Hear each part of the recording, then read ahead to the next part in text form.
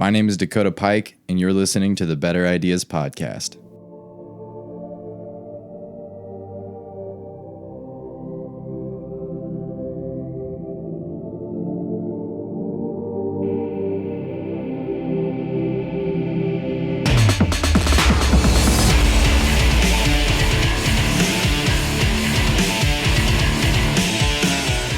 I'd like to start off today's episode by saying thank you to our new patron, Derek Larson.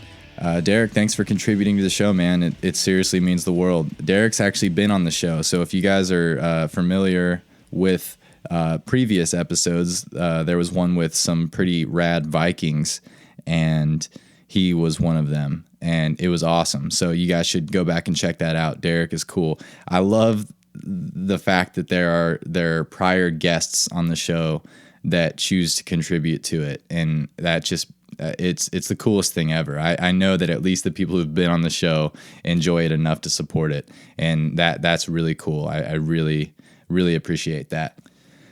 A few months back, my friend Josh went to a moonlight meditation in Kansas City where he met the man guiding the meditation, whose name was Matt Turner.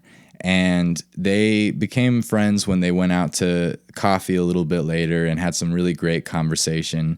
And then he was kind enough to come and have a conversation with both of us after talking back and forth on email a little bit. Matt is a great guy, a great, very, very spiritual leader. He's a teacher, a healer, sort of like a life coach. He does all kinds of really great stuff, and he's managed to sort of make a name for himself in helping people heal trauma and suffering, and I really admire that. So if you're interested in any of that sort of stuff, you can go to belovehealings.com and you can check out Matt Turner's website. So thank you, Josh, for setting this up. Thank you, Matt, for coming on the show, and thank you guys for listening. I hope you enjoy this conversation.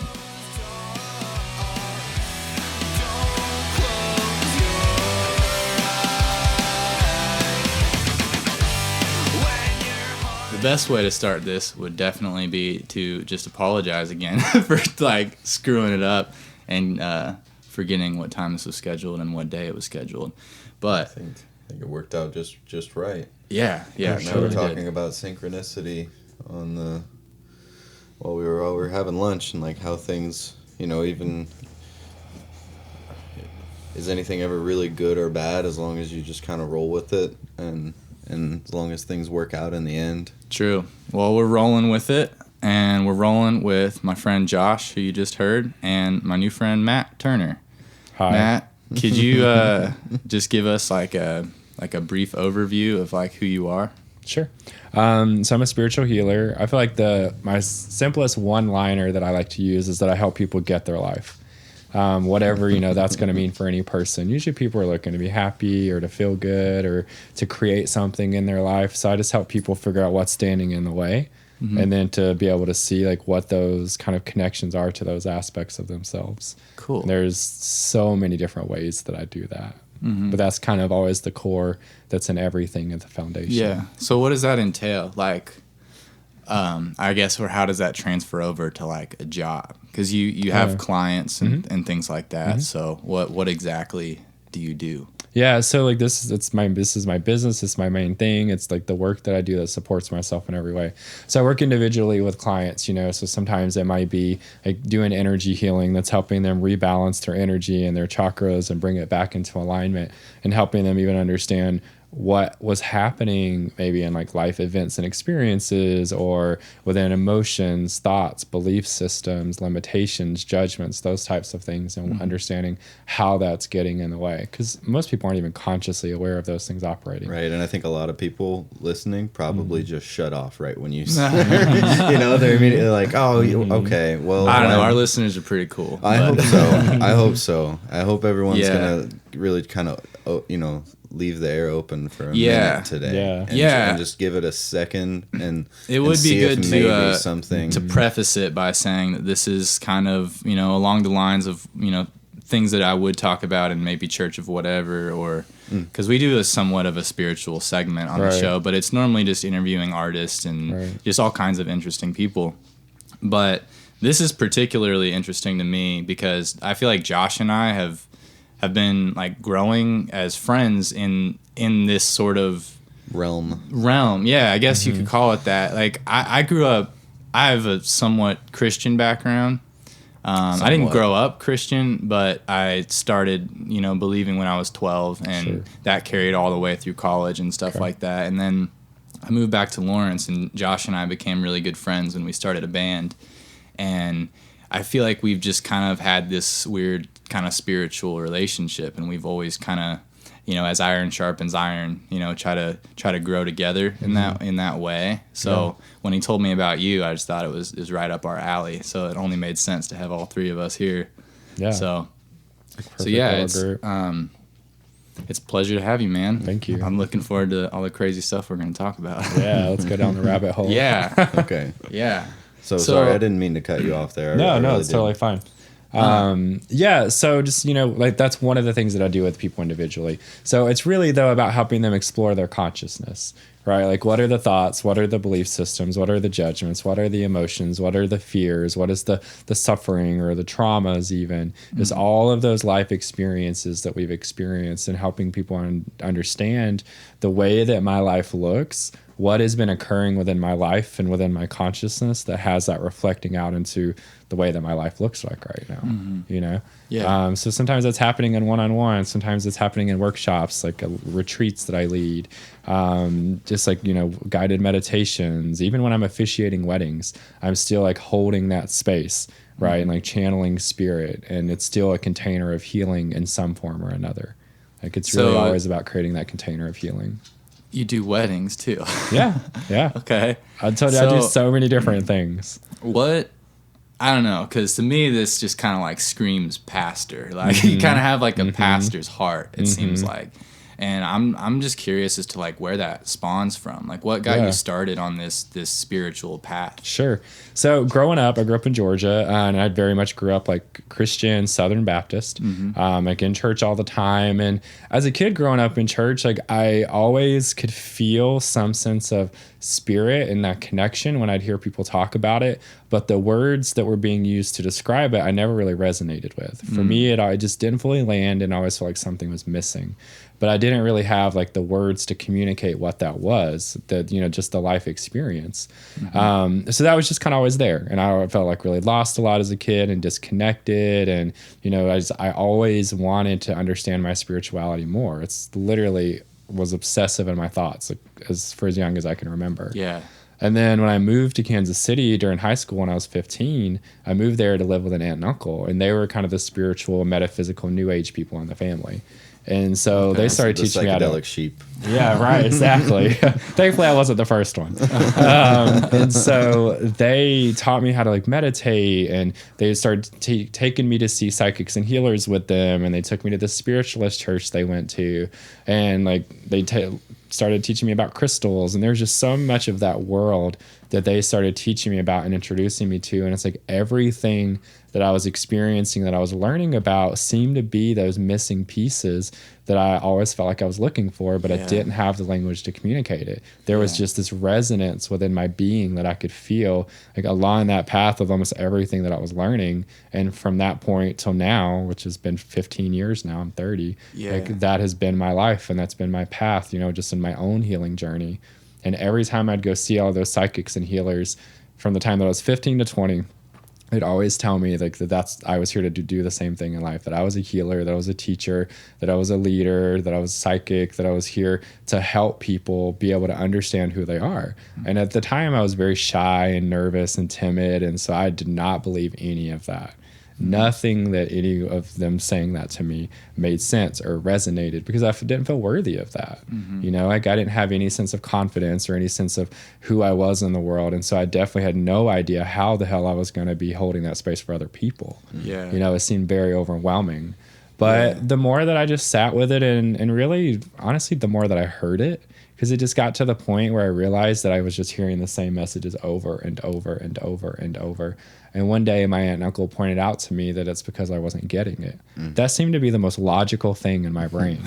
It's like, oh, okay, of course, if I'm not understanding or getting it, I'm going to keep hearing the same message. Right. Yeah. And so then at that moment, and that was around like 20, a little before that, I just kind of started opening up to that possibility. I didn't know what it was going to look like for me. I didn't know how I was going to be that. I just knew that maybe I could open up and consider that someone sees something within me that I have forgotten. Right. And so I was just open to that possibility. And thankfully, that kind of 5-year journey on my spiritual path already did open me up a lot more, just in a general sense.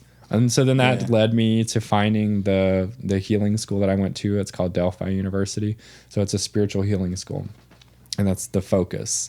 And so that's where I learned how to channel and learned how to do energy work and got my ordination to be able to officiate weddings, which I never thought I would do anything with, because it's like, I'm not going to have a church. I'm not going to be a minister. I have no desire to do that. But it's like I already did the work. So sure, I'll pay $100 extra to get registered. Yeah.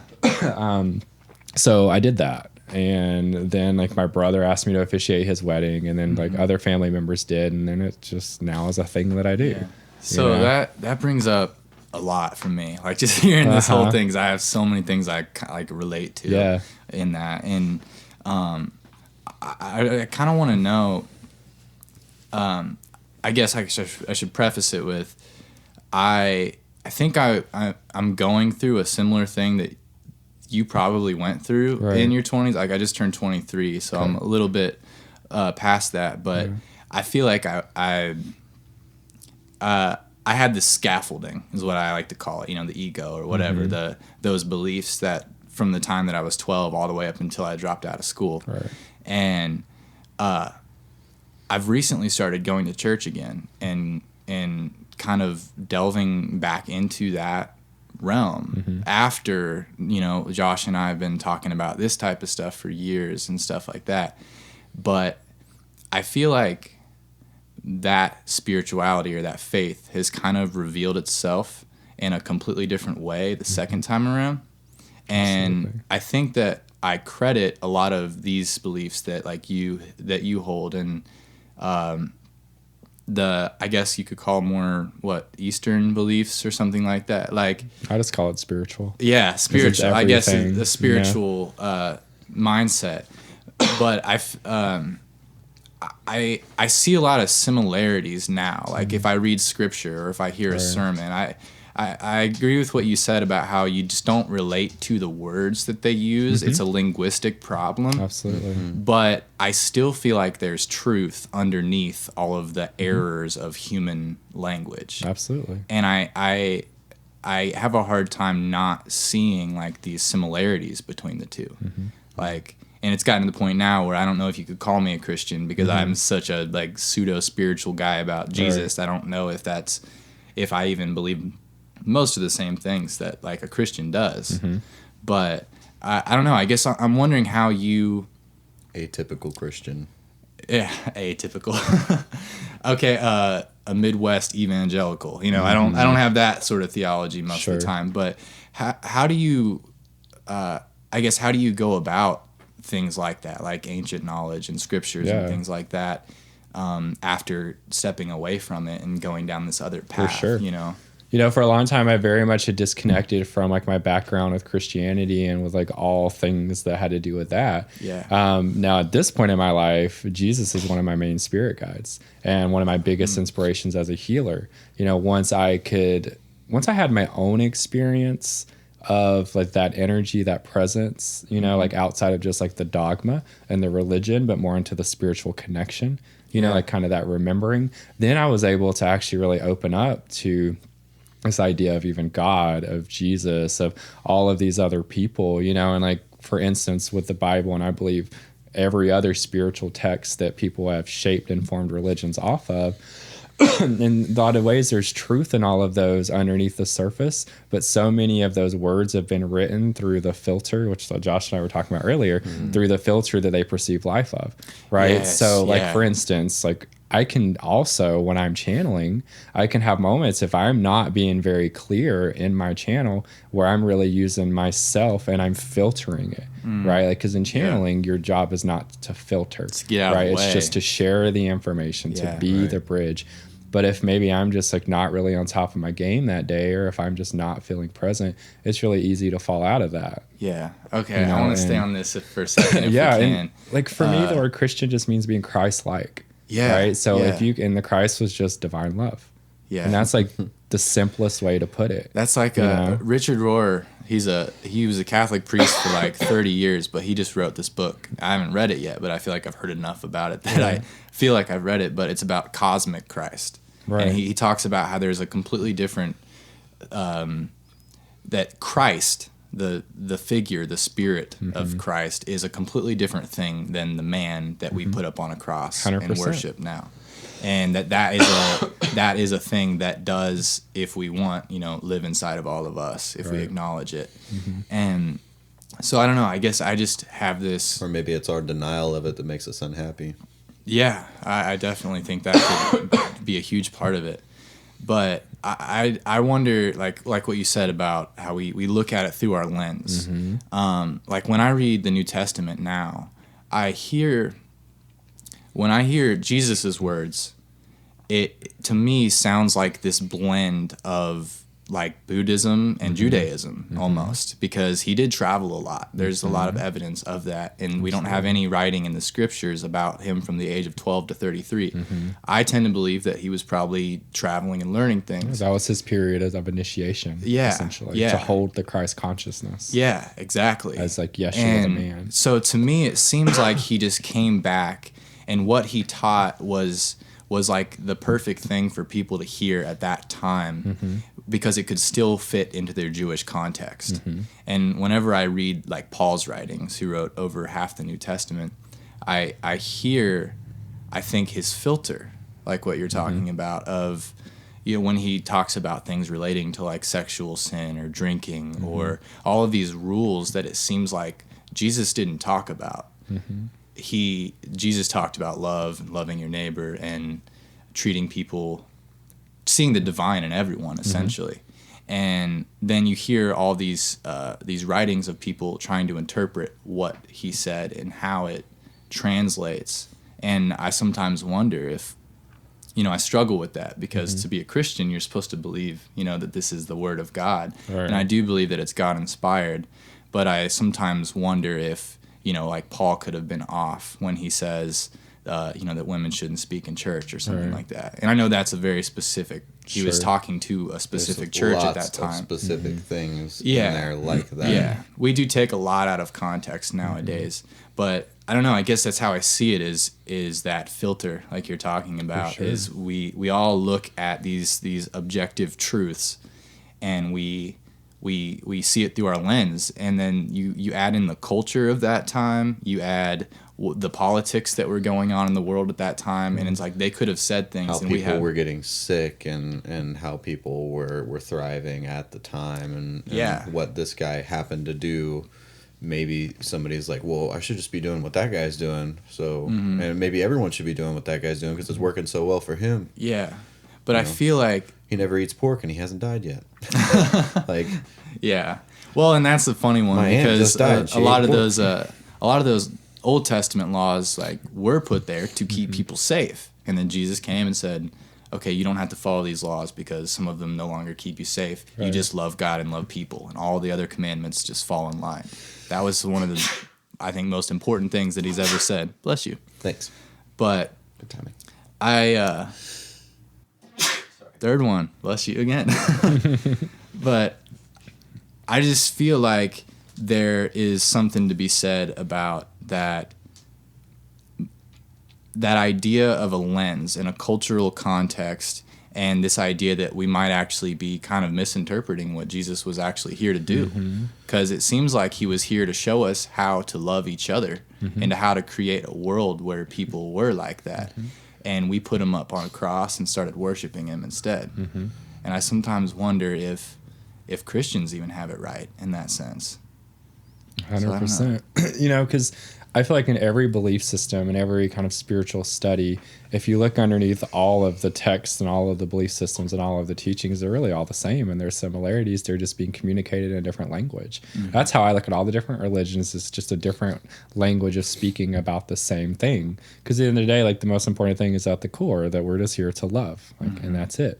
And I come across Christians all the time. They get what the word Christian actually means in being Christ-like, and that's the life that they're devoted to living. living, right? But then there's so many that are caught in the dogma of believing, like one of the comments you made earlier is that a lot of people believe is that because the Bible or because the word says it's this, that means I have to do it in order to be Christian. And that's 100% a false idea that is being used in order to manipulate people, right? To get them to say, oh, you have to believe this thing that I've created and put together because I'm in some way seeking power. Yeah. You know? Do you think that's what it is? Is it like that this kind of turned into a structure, you know, and then it's people seeking power and they have to maintain that structure in order to have their community. Absolutely. But the thing about it is that it happens very unconsciously for most of these people. Most of these people that are out there using different forms of religion as a form of control, many of them have no idea that that's what they're doing, right? Like that's just their way of being that they know. And so then like their consciousness has brought them to this thing, right, that could potentially help them, but because of the eyes that they're seeing life through of like that power control struggle, then maybe instead they actually find this as a tool, exactly, to perpetuate that cycle, you know, to be able to have power and control. And that's the thing that is so dangerous to society as a whole, is that unconsciousness, right? So do you think that fear is at the root of that? When I don't know. It seems like you see a lot of people who want other people to believe the way that they believe, not just believe in the same God, but you have to do this, this, and this in order to go to heaven or to be like me. And do you think that that's just because they're afraid? Like maybe they're trying to convince they're not doing it right. Yeah. Well, the root of every wound that we have, like in every wound is some expression of fear, right? All the anger, the sadness, the discontent, the power, the control, all that is expressions of fear. And the root of every single wound that we have is the fear of not being loved.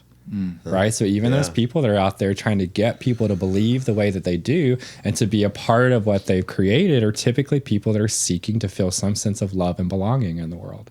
Right? And we may perceive it as a twisted way that they're doing it, but they often don't realize because what they're doing, because their way of getting love and belonging is the only way that they know. Right? And so that's really the problem with most things in the world, is that we're all looking to be loved outside in the world. We're looking to get love from other people and situations and things, instead of remembering that we are love, because that is the divine essence of that God energy that we're born out of. Wow. And so if I'm born out of that energy, like that's what my consciousness is made of, and that means I am that thing. So that means that I always have love with me right here, even when I don't think that it's there. It is still there, right? Yeah. It's a matter of awareness and a willingness to connect to it because I feel worthy, right? Yeah. And so if we're always looking for love out in the world, we're never going to find what we need, because that's not the way that the energy of love flows. Love is just meant to be given, not to be gotten, right? And the way that we fill that well of love up within ourselves to be able to generate more to give out into the world. It's not getting love through our relationships and our partners and our family and our life experience. It's giving love to ourselves. We give love to ourselves to fill that well of love up within our consciousness so that there's always more to be giving out into the world, right? Yeah. But so many people are trying to get love from other people because they're disconnected from their power, living in their victim, and don't believe that they have the love within them to be that space. Yeah. I feel like hearing this, it's weird how relevant it is to the sermon I just heard like 2 hours ago. Of course, they're talking. What we just talked about. Man, I always think it's weird. Like the pastor mentioned under oath today, and I was like, "Come on, man! Like, you talking to me?" But they talked about the Holy Spirit, and that's something they're doing a series called "The Odd God Out" right now, because a lot of people they're really into the whole Jesus thing and really into the whole God thing, but they very often don't understand this idea of a spirit. And to me, you just described it perfectly. It's that embodiment of love that lives in all of us, and if we let it guide us, that's like being spirit-led. Absolutely. It's being in that place of love all 100%. The time, as much as you can. And to me, it seems like that is when I feel very much the closest to God or whatever that higher being is, but then also coincidentally closer to myself and other people around me, because I'm more open and empathetic to hear, what they have to say. So because you're not stuck in your suffering. Yeah. It's crazy, man. I like that. And so many people, they think that they've experienced love in their life, but they only know conditional love, which isn't love. Like if there's a condition placed on it, it is an illusion. Yeah. You can come at me all day and try to justify the conditions that you've placed on it, but I'm not going to buy it. And I think like that if it's people not unconditional, it's not love. People that have conditions on love, they put those conditions on themselves too. They can't love themselves without being what their idea of who they and that's what's they first, because then the conditions placed on the other person are just a reflection outwardly of who they're being within themselves. Yeah. Right. Yeah. Every time. The lens. The lens of the eye. Yeah. The lens of the focus, the perspective. Yeah. It's a reflection on the inside as well as the outside.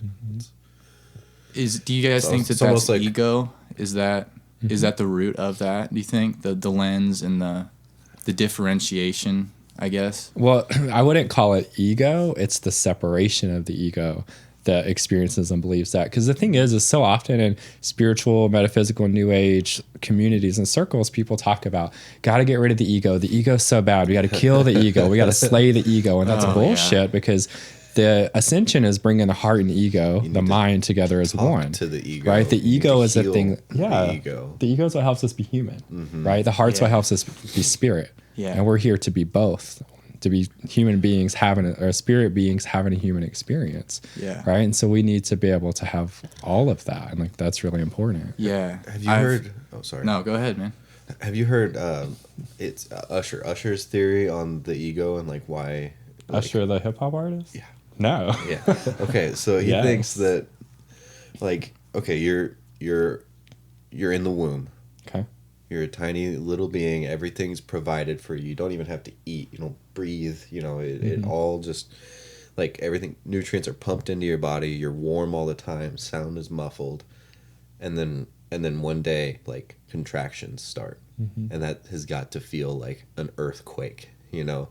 And then suddenly, you know, you are out. Imagine like feeling cold sucks, right? But feeling cold for the first time ever, and like and like bright lights suddenly, and you know, and the doctor's some guy you don't know is holding you and like working you around, wiping you with a towel. Like that has got to be one of the most traumatic things that we can experience, and it's absolutely necessary just for us to exist.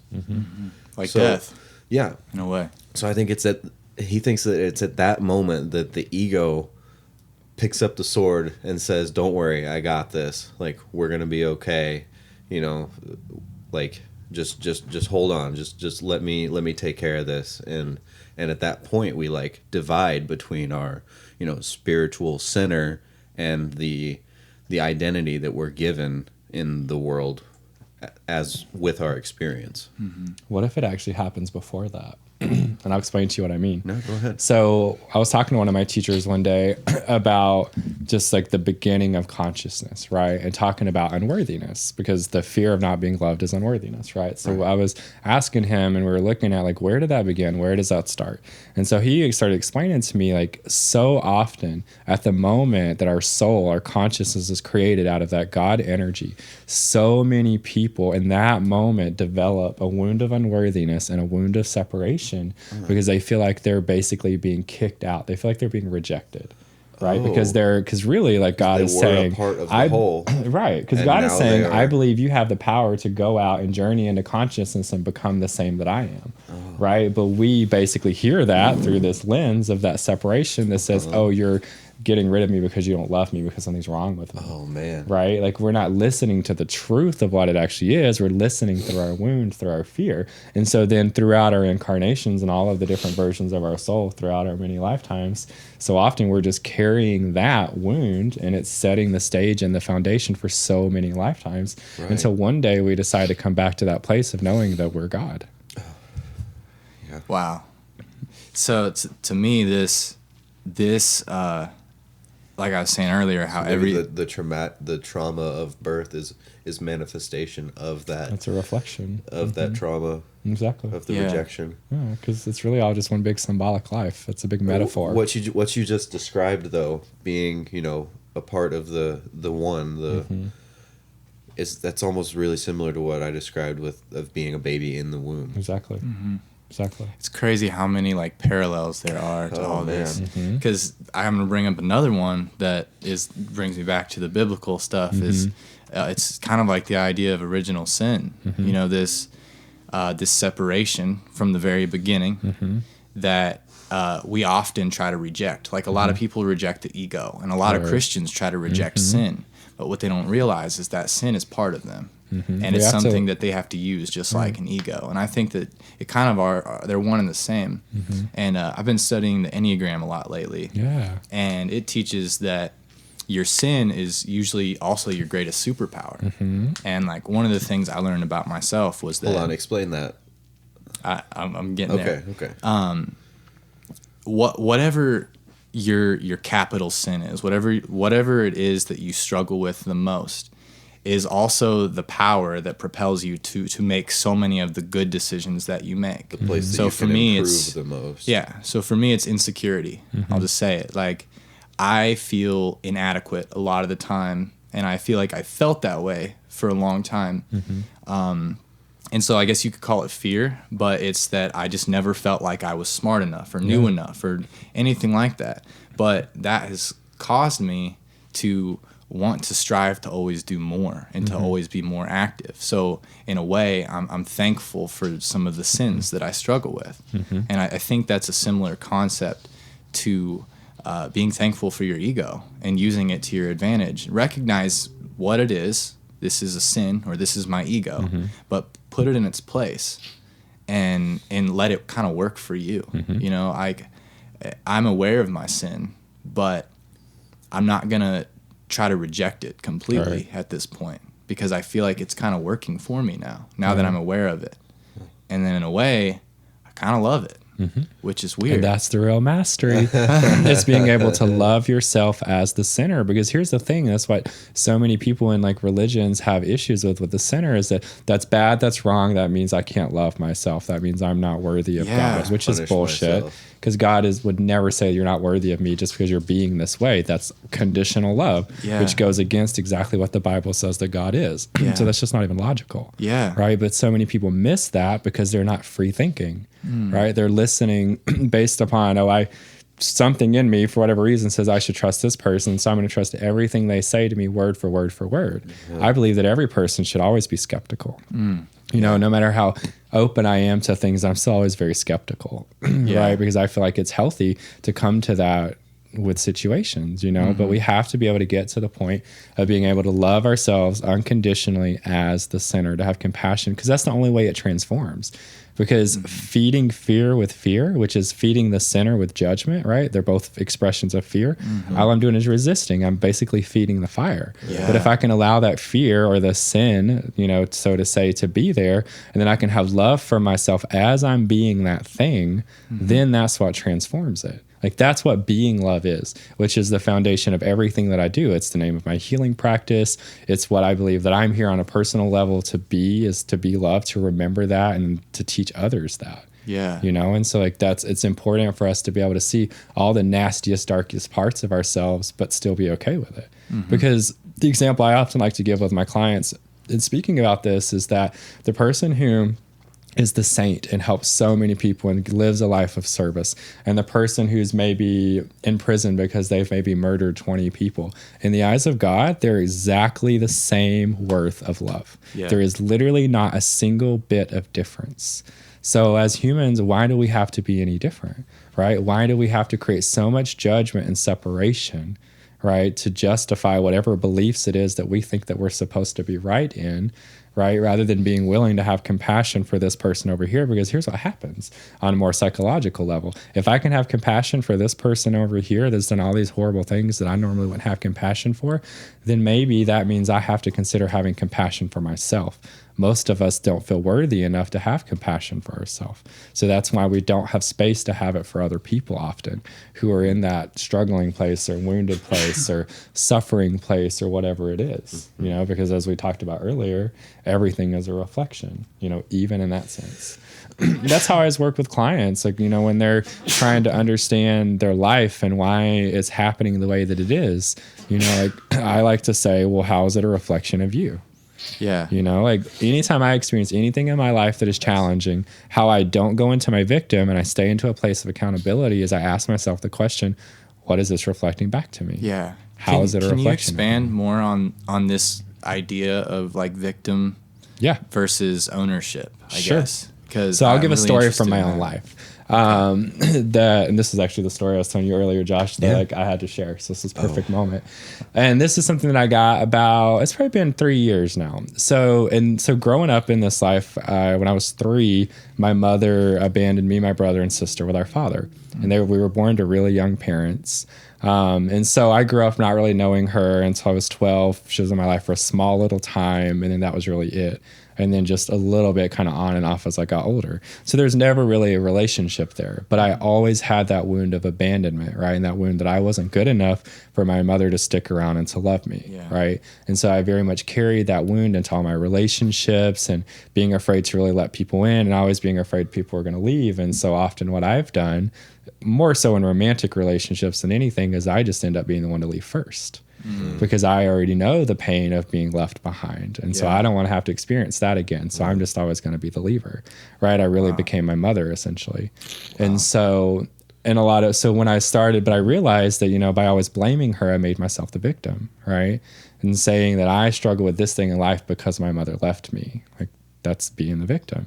And so if I'm committed to living my life from a place of accountability, how does that look in that situation? And so as I started just sitting with it and looking at it, I realized that to be accountable, I had to look at what even existed within my consciousness that had me choose her as a mother on a soul level before I even came into this lifetime. Right? Because if I know that everything outside of me is a reflection, and if I believe in the law of attraction, which I do, then something within me aligned into something within her, right? That's what the law of attraction basically says happens. And so then I started asking myself, like, how is my mother a reflection of me? And of course that pissed me off, and I didn't even want to have to believe that. That was very confronting. So it took some time, but eventually I realized that with my mother, like the core wound there is abandonment and rejection, right? And so when I started looking into myself, like, how do I do that with myself? Very often, sometimes very often, I don't honor my own needs. You know, I abandon and reject myself, right? And don't give myself what I want or what I need.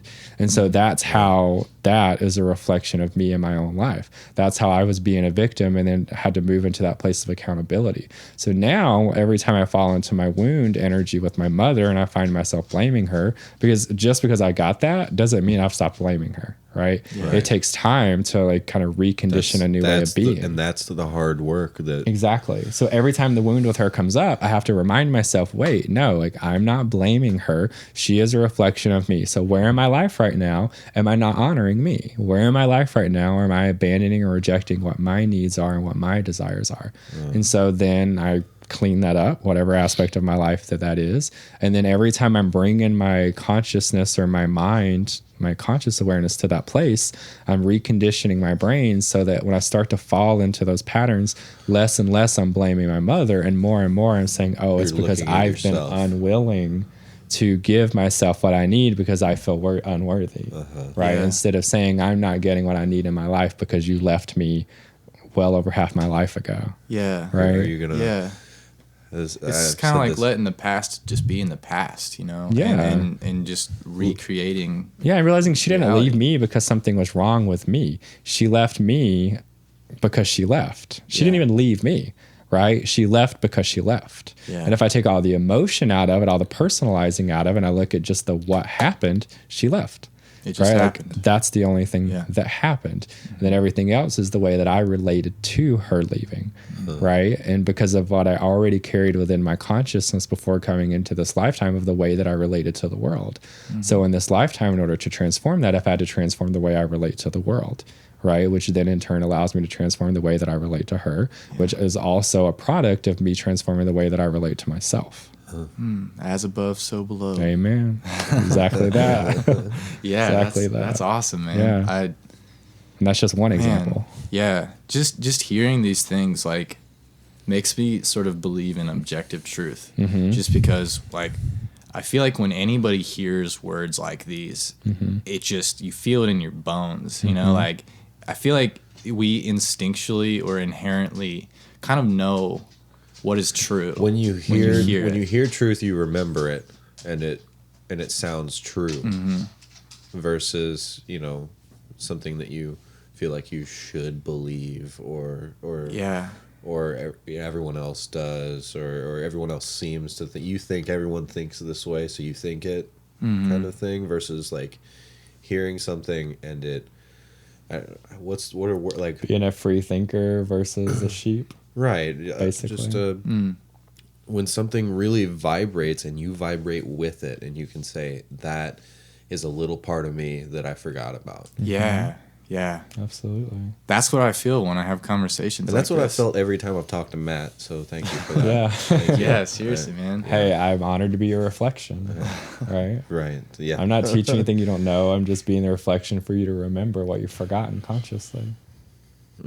That's all. Yeah, feels good. Feels good. I don't really do anything but just kind of show up and share. Yeah. Right? Yeah. Like that's the thing, so often people in positions like me, other people who are seeking so hard for some sense of belonging or love or connection or peace or happiness in the world, we tend to attach to people that we see as having that. Right? Because maybe we only see that one aspect of them. Right. And that's the thing I always love to remind my clients of. Like, I'm not a healer because I've mastered life and because I've completely healed and I am better and fixed everything. I'm a healer because I know what it's like to suffer, and I know that it's possible to transform that and come on the other side. Right. And I want to share that possibility with people. And that doesn't mean that I'm done. Yeah. Right. It's still very much in process, but we don't have to wait till we're done to share it with other people. Yeah. Right. We very much can kind of, what I like to say, we can carry people along the way with us. That's the Aubrey Marcus quote that you said earlier. Something about happiness. If happiness is your goal, you'll never make it there. Yeah. Like that's not it's not an end position. That's not a place you get to. It's a result of being on the path. Yeah. Of making your own way. Yeah. It's definitely. I like to think of it as a bonus. A bonus. Yeah. It is. You do what you got to do, and it comes along with it. Because I feel like I know teach other people what you've been doing. Yeah. There are definitely people out there that are not happy, but they're living a meaningful life and they're doing what they're supposed to be doing. Well, being content is okay. Yeah. So often in life we have it that being content is wrong and it means something is not going right in life, but no. Contentment, I mean, that's the Buddhism talk about being content all the time, because that's kind of more of that middle place. Yeah. Right? Because if we're too happy or too sad, sometimes we can fall into those kind of like manic episodes, right? Depending on the person, it can be extreme one way or another. But really the way to sustain life is to walk that middle path. Yeah. Wu Wei. Have you guys heard the proverb? I'm not sure. It might be Hindu or something. It says, when you see the truth, you recognize it in all things. I haven't seen that. I'm not sure where it's from, but I feel like a lot of conversations like this always bring me back to that idea of that when you... Sorry. Bring you back. Well, no, it's just like everything Matt heard growing up, it brought him back to, you're going to be a healer, you're going to, and he realized that he hadn't heard the message, he hadn't really listened to the message yet. So maybe since our conversation has brought us right here, right now, is there something about this that we have not been listening to up until now? I don't know. That's an interesting thing to look at. Yeah. It just makes me feel like, I don't know, maybe it's just a reminder. Maybe it's not something that we're ignoring. It's something that, like, I just need to be reminded on a very monthly or weekly basis, probably, if, like, the truth is real. And when you see it, you can kind of see it in everything. Like, whether it's Christianity or Buddhism or just some pseudo-spiritual mentality or whatever it is, it's once I feel like you find this, whatever this is that we're talking about, you just feel it. And I don't know if that's joy instead of happiness, like it's love, right? Maybe it is. I really don't know. Maybe it's supposed to be ambiguous. I mean, it's probably not supposed to have a name even. Right. But it's just, it feels like... I could think of it as just a knowing. Yeah. And the knowing can be anything. Yeah. It just feels like the most real thing, though. It's weird because you can't put a name on it. You almost... You call it knowing, but I always wonder or doubt whether or not I actually know anything. Like, but to me, when I have these conversations that make my palms sweat and I get the chills, like that is real to me. Absolutely. More than anything. Yeah, those like very visceral moments tend to get our attention a lot more. Yeah. You know, I like to think that we know everything, right? Because if we just break it down logically, if we're all come from the same consciousness and we call that consciousness all knowing, if we're an expression and an extension of that, then it means we have access to all that there is to know. Yeah. You know, and so it's not so much that we don't know anything, it's that maybe we just haven't consciously remembered what exists somewhere within our consciousness. Or we've lost our connection to that. Yeah. It's And our kind of the brain same is a thing. perfect example of that, right? If we only use 10% of our brain, what is all of that other stuff there that we've lost awareness to consciously? You know, and it's kind of like the same thing with that connection to spirit, where we're only using maybe 10% of it. And there's still all of this other aspect of it that's not even being really used or cultivated or accessed is really even a better word. But it doesn't mean it's not there, you know? Yeah. This is awesome stuff, man. Can't believe you get to do this for a living. Like I literally. Where do I sign up? Can I get a job application? Things like this. That's what we were on the way here. He was saying like, oh yeah, I've been gone more than I've been home this week, almost like half and half. Yeah, it's just started. And even when you're on retreat, you know, you're still working. You're leading the retreat. You're there. You're very present and on top of things. But at the same time, I was like, you know, if you're going to be working somewhere, that's the way to do it. Right. You know, like when you're at work, you've got to be, you know, present and on top of things anyways. You might as well, you know, be in a retreat setting with, you know, other people really seeking to improve themselves. That, oh man. It's very inspiring to be able to do what I love doing and what I want to do. And the only thing I can imagine myself doing, and to be able to support myself in the reality of the world, you know? Again, for the first, let's see, 13, 14, 15, 6 years, for the first 6 years of doing this work, I had anywhere from 2 to 3 restaurant jobs. Like, you know, doing that to make the money and to like pay the bills while I was working with clients and really starting to get a sense of what does my expression as a healer look like? What is the work I do with people? And at first it just started off with me just practicing on people and channeling and really developing that connection more, like, which for me is just that connection with spirit. Like that's all, you know, like I was sharing with Josh earlier, because I teach people how to channel. It's like one of my biggest things that I do. And then I teach that every single person on the planet can channel. It's not about a specific gift or talent or ability. It's a willingness to connect to spirit and to be that space between to share the information that's given. Right. So and that's it. Like I've just recently discovered Paul Selig. Are you aware of him? I'm not, but Josh was telling me about him a little earlier. He's kind of blowing up right now because he's such an interesting channeler, and it's really hard to discredit him because he doesn't take credit for any of the stuff that he's doing. He says it's all these guides, you know. So I'm just kind of curious. Spirit, he says it's the guides. It's his word. Yeah, it's all the same thing. Yeah. It's just the way we perceive it. That's what I was gonna ask. I just look at it all as one thing. Yeah. You know, instead of like labeling it as all these different things. But sometimes I'm perceiving it as more than just one entity, for lack of a better word, but I still lump it all as spirit. Yeah. So do you think that is coming from that energy that we were talking about, though? It's coming from love. Like, so when you're channeling, you're channeling. When I get into channel, I literally say, God, use me, use me, use me. Like there's a very specific phrase that I use to get into channel in addition to the other things that I do. And like when I teach it, I teach that. Well, the phrase is, God, use me, use me, use me as a pure channel of divine love, light, and healing.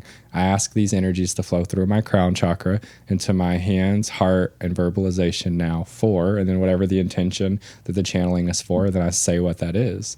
But, you know, when I wasn't taught to say, God, use me, use me, use me. I was just taught to say, use me, use me, use me. But I put God there because that's my way of channeling that divine universal love. And then anything that falls under that needs to come into the space for that person will come in there.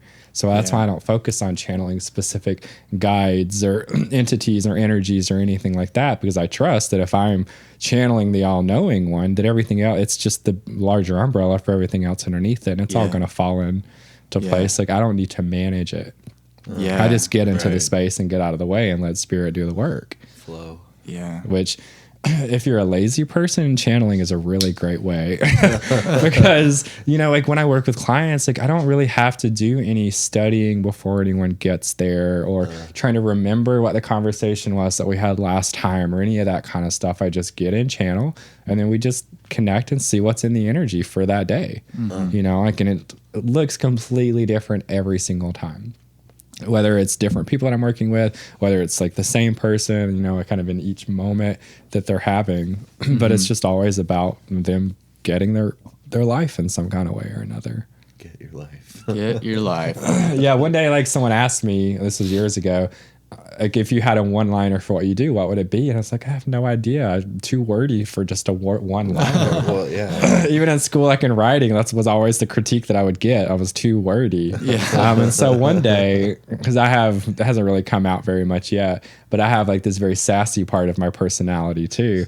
And it comes out a lot more, especially like in friend kind of situations and when I'm more comfortable around people. Damn, why did I just lose my train of thought?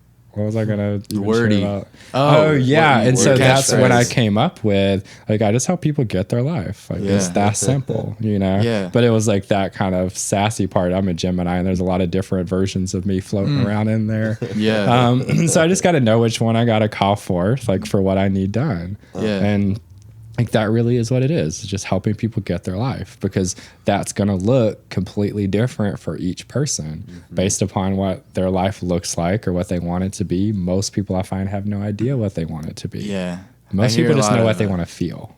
Yeah. Yeah, they do. That's very, very true. It reminds me of like a lot of Enneagram teachers always say that you're just the Enneagram or those teachers say that they help people find the true you, you know, to be your best self. And I think that's an Enneagram teacher in Kansas City that I'm friends with that I know. And you gotta put me in touch, dude. Yeah. So are you familiar with the Unity churches? So the Unity churches is started in Kansas City like forever ago, but it's a Christian church, but it's kind of also borders non-denominational. And they literally, even in their sermons, they sometimes from the Bible, sometimes it's Buddhist text, sometimes it's just a book that an author's written. So they do and look at so many different things. They totally would if it was important. But the assistant minister there, her name's Reverend Nian. She the Enneagram is a big part of her work, and so she teaches Enneagram classes and workshops all the time. Wow. Yeah, I'll make sure that you're connected on Facebook with her. Yeah, that would be awesome. And she's a really great like person because she is such like a love-centered person.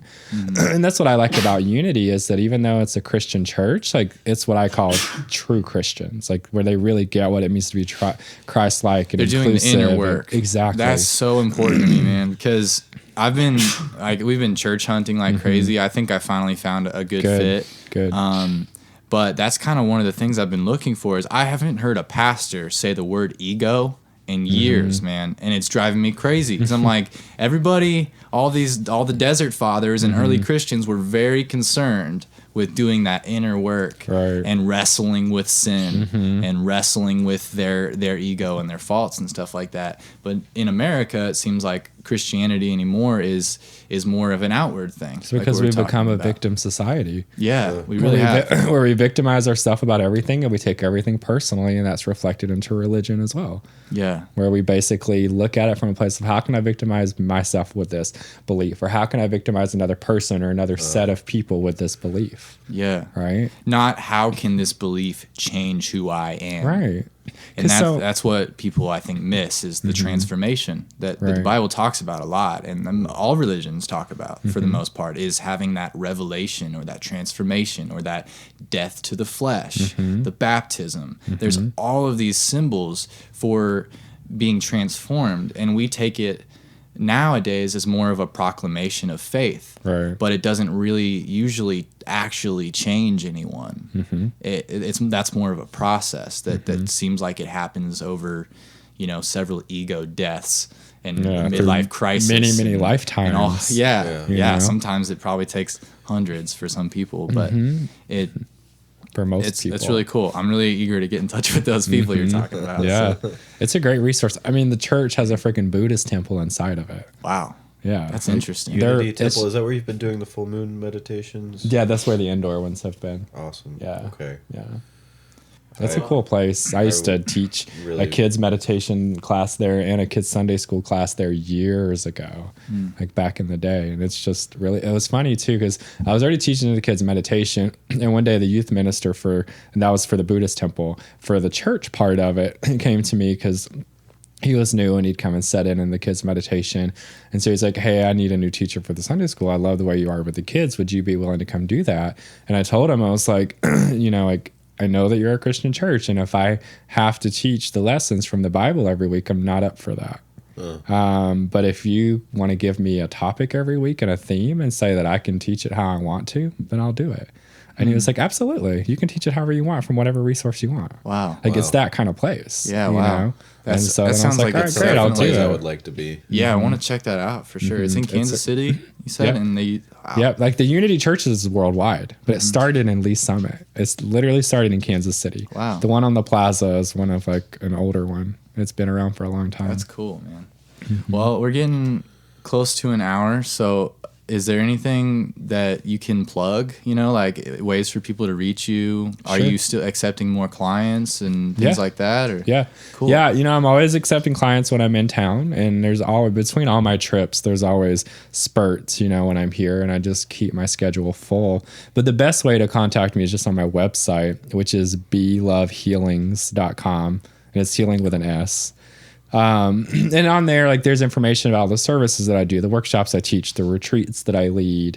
There's information about me and just what I do. There's ways to listen to guided meditations that I've done. And I have other things in the works that I'm working on right now. That will always be adding to it, and you can sign up for my email list and for when I send out emails about different events and things like that. Cool. And then there's a way to contact me through there as well for anyone who wants to know more or is curious about a healing session in some form or another, or whatever else it might be. Awesome. But that's the most central place. Cool. And then with social media too? Yeah, Facebook? I'm on Facebook. I'm just Matt Turner on there, and then on Instagram I'm belovehealings as well, and so I keep a lot of stuff on both of those also. Yeah, and I've only known you for a little bit, but I'm gonna go ahead and just recommend that everybody checks you out because this is a fun conversation. Josh, seriously, thanks for hooking this up and getting us in touch and making this happen. Yeah. Feels like we barely scratched the surface. Oh yeah, we can dive a lot. Yeah, I think if we went further, people's brains might explode. Right. My brain was getting hot there. Yeah. I'm used to the looks that I get sometimes. Need to let off some steam for a second. Well, thank you guys thank you so much for doing this, man. Yeah, you're welcome. Thank y'all for having me. Yeah, it's been fun. All right, end it there. Oh, I hope that good was way to end that. I just threw up. It's complete. Oh man, that was my cat 2 days ago.